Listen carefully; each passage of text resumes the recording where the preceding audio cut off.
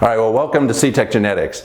Ideally, I like to do this in person. All those of you that can't make it to Fremont, we're going to do this video. So I want to show you about Seitec Genetics and where we've came from.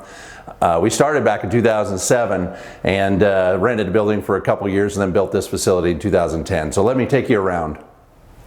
This is actually my office. I am right here right in front, and we do cleaner than usual, so we're doing a lot of work every day that way. So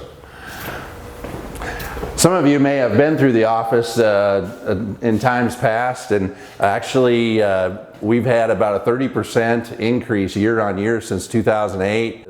We just added this nice conference room for a few larger groups, and this has been working well for us for sales meetings and things along those lines. So it's been helping us a lot.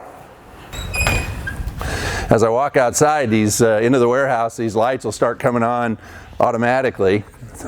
I'll show you right here. We actually bag your orders to their order. We'll get we package most of our seed, condition it into boxes, and then as we get your orders, and if it's in bags, then we'll bag it out. This rib blending machine, I know it doesn't, it'd be tough to understand what it is without me explaining it, but actually we built this as kind of a module format. So we roll the bagging machine out. We'll put a scale in there where the boxes go. The main refuge component goes up top on this left side, the main component above. We'll actually blend a box in 45 seconds. When in 2012 was the first year that rib blending was done in the industry, and we had this made for that year. At the time, this was a one-of-a-kind engineering for this process. This is a state-of-the-art planter. It was brand new technology 3 years ago, and we purchased it that year. What we like about it is that it was really functional for us to go in the row configuration that we use for our plots. We do 6-row plots. Nobody else in the industry does 6-row plots. We have a specific length that we use that's we consider basically one of our proprietary ways that we test our hybrids, and this system allowed us to be flexible to match it to how we test our hybrids. The neat thing about it is that we'll have a hybrid planting, and the next hybrid is right here. There's a air cylinder here that's holding this next hybrid, and then another hybrid will be up top. But as it's crossing the alley, the computer knows how many seeds are on the disc, and it'll suck the rest of the seed out as it's crossing the alley, and that goes into this container, which is basically like a little shop vac on every single row, and then in that half a second it drops the next hybrid in. So using the GPS on the tractor, it's basically perfect, and it's been great technology for us and allows us to plant more plots in a day. So we'll plant at least 2 locations a day, oftentimes 3 and sometimes even 4. Show you what our first cold storage building looks like. So we built this original building in 2010, like I told you before, and then in 2012 we basically doubled the storing capacity of the building by adding this cold storage.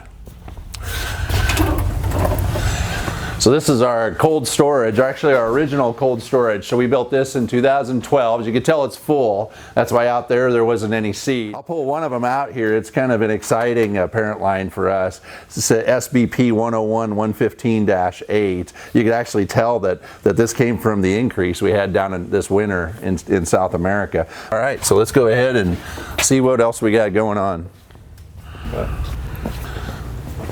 Well, let's go ahead and show you our newest cold storage here. Again, we like to hold put all of our seed into cold storage. We think that's important. You can probably hear the cooler in the background here. It's funny how the industry has gone. As some of the bigger corporations have got deeper into the seed industry, they put a lot of emphasis on return on capital, and there's a lot of seed that doesn't ever make it into cold storage from a lot of companies. But we put a high priority on quality, and Vigor Shield is important to us, as many of you guys have heard about and read about from us before. And to keep our saturated cold test high, which means the vigor is as high as it could be, means that we want to keep it in cold storage, and that's what we do during the summertime. As you can see, this is actually our biggest building. So it's 80 feet by 300 feet. We just got one alleyway in here, and that works good for soybeans. It's because with soybeans there's less varieties than there is with corn. There's less SKUs, and so we can stack them deeper into the wall, and it makes our warehouse space more efficient. What I want to show you down here is how we treat the seed, and then also in some setup area. So there's our soybean treater. We have a box-to-box setup for soybeans as well. And it works pretty good for us. We'll get our orders when you guys order beans and have it treated in a certain way. We'll just take the boxes, untreated boxes, put them up top and treat as many boxes as we need. As you can tell, we have it set up with a talc machine, which is kind of a new setup. Actually, one of the newest seed treatments called Nemastrag will require it to be put on with talc because of the way the seed treatment is. And we're ready to go with that. One of the things that when we built this building that I really thought was handy, was important, and I know we got some other stuff parked here right now, but we basically could set up 5 different loads at a time.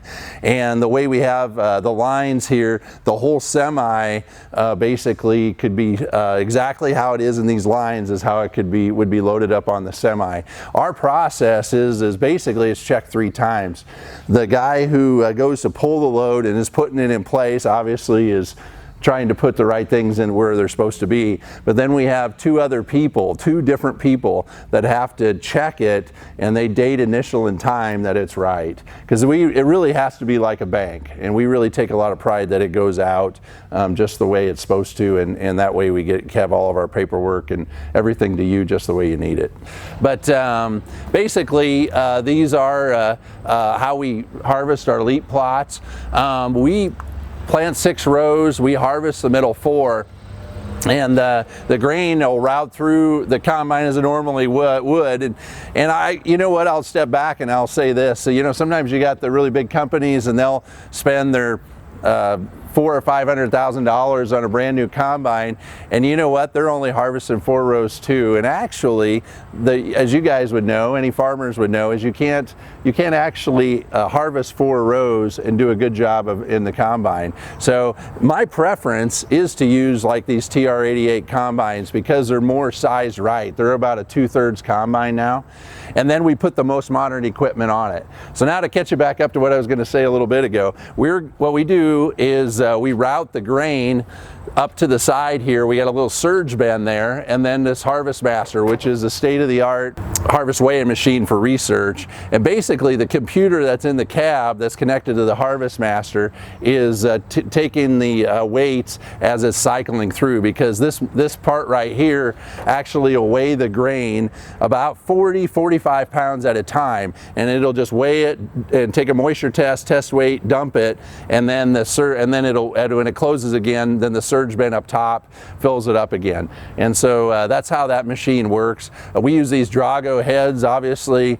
All the farmers would know that we didn't spare any expense here, but it is state-of-the-art. What we do like about it, the deck plate on these Drago heads change automatically, and when we have 66 hybrids in a plot, having those deck plates change automatically helps us have more accurate data, less shelling loss on the head.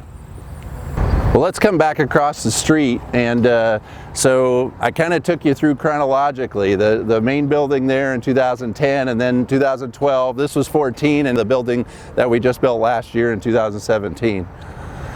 There's one more thing I wanted to show you. Let's go over here and look at the nursery. We have a small nursery here west of the office, and really the main reason for it is we're taking patent notes. So we're going to be putting patents on several of these parent lines after harvest, and so we're taking some notes out here. But let's go ahead and look at a couple of them. As you can tell, we got some chute bags on. That's covering up the silk so we can breed those plants here later. I want you to notice this row of corn right here. Actually, this is one of the parent lines that we developed, and this male parent line is in several commercial hybrids that we're going to advance here this fall. It's one of our very best ones. This is another one of our male parent lines that we developed. This is actually, we're growing 2 organic hybrids with using this male parent.